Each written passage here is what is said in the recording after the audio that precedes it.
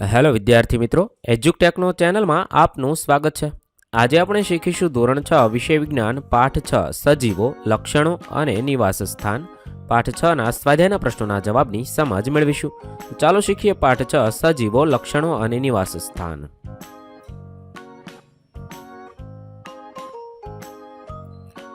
આપેલા પાઠના સ્વાધ્યાય જોઈએ। પ્રશ્ન નંબર 1, નિવાસ સ્થાન એટલે શું?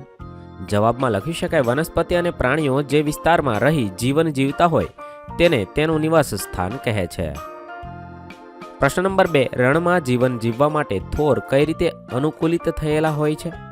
તેના જવાબમાં લખીશું, રણમાં જીવન જીવવા માટે થોર નીચેના અનુકૂલન ધરાવે છે। પહેલું તો તેના પર્ણ નાના અને ઓછા હોય છે। પાણીની અછતના સમયે પર્ણનું કંટકમાં રૂપાંતર થાય છે, જેથી બાષ્પોત્સર્જન દ્વારા ઓછું પાણી ગુમાવાય છે।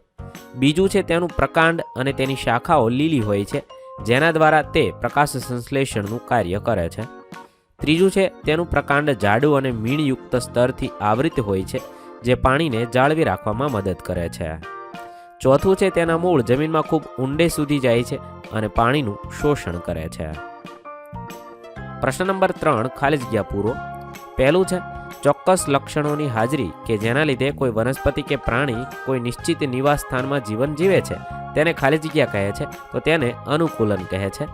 બીજું છે જમીન પર રહેનારા પ્રાણીઓ કે વનસ્પતિના નિવાસને ખાલી જગ્યા કહે છે, તો ભૂનિવાસ કહે છે।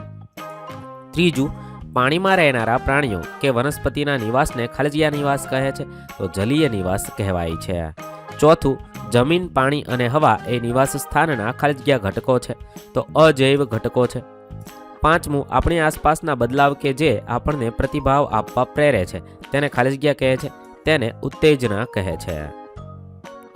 પ્રશ્ન નંબર 4, નીચેની યાદીમાં કઈ વસ્તુઓ નિર્જીવ છે? અહીંયા યાદી આપેલી છે, તેમાંથી આપણે નિર્જીવ વસ્તુઓને શોધવાની છે। તો લખી શકાય, હળ, સીવવાનો સંચો અને રેડિયો તથા હોડી જે નિર્જીવ છે। પ્રશ્ન નંબર 5, એવી નિર્જીવ વસ્તુનું ઉદાહરણ આપો જે સજીવના કોઈ પણ 2 લક્ષણ ધરાવતા હોય।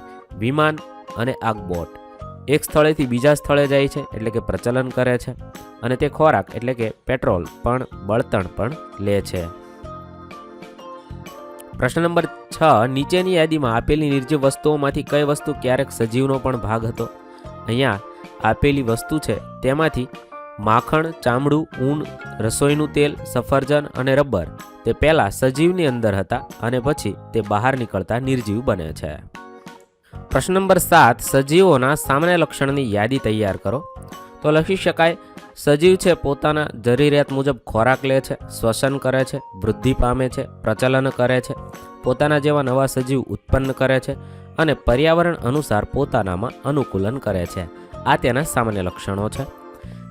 ત્યારબાદ પ્રશ્ન નંબર 8, શા માટે ઘાસના મેદાનોમાં રહેતા પ્રાણીઓ માટે જીવતા રહેવા માટે ઝડપ ખૂબ અગત્યની છે? સમજાવો। સંકેત, ઘાસના મેદાનમાં પ્રાણીઓને છુપાવવા માટે વૃક્ષ કે અન્ય સ્થળો મુજબ ખૂબ ઓછા હોય છે। ઘાસના મેદાનોમાં હરણ, સસલા જેવા તૃણાહારી અને સિંહ, વાઘ, ચિત્તા જેવા શિકારી પ્રાણીઓ રહે છે। ઘાસના મેદાનોમાં પ્રાણીઓને છુપાઈને રહેવા માટે વૃક્ષો કે અન્ય સ્થળો ખૂબ ઓછા હોય છે।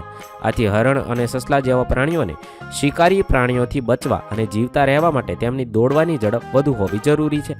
વળી વાઘ અને ચિત્તા માટે પણ દોડવાની ઝડપ વધુ હોય તો જ ભક્ષ્યને પકડી ખોરાક મેળવી શકે અને જીવી શકે। આમ ઘાસના મેદાનમાં રહેતા પ્રાણીઓને જીવતા રહેવા માટે ઝડપ ખૂબ જ અગત્યની છે। વિદ્યાર્થી મિત્રો, ધોરણ 6 વિજ્ઞાનના તમામ પ્રશ્નોના જવાબના વિડીયો આપણી ચેનલ પર ઉપલબ્ધ છે, જે તમે ધોરણ 6 વિજ્ઞાન નામના પ્લેલિસ્ટમાંથી મેળવી શકો છો। પ્લેલિસ્ટની લિંક વિડીયોના ડિસ્ક્રિપ્શનમાં આપેલી છે। થેન્ક યુ દોસ્તો।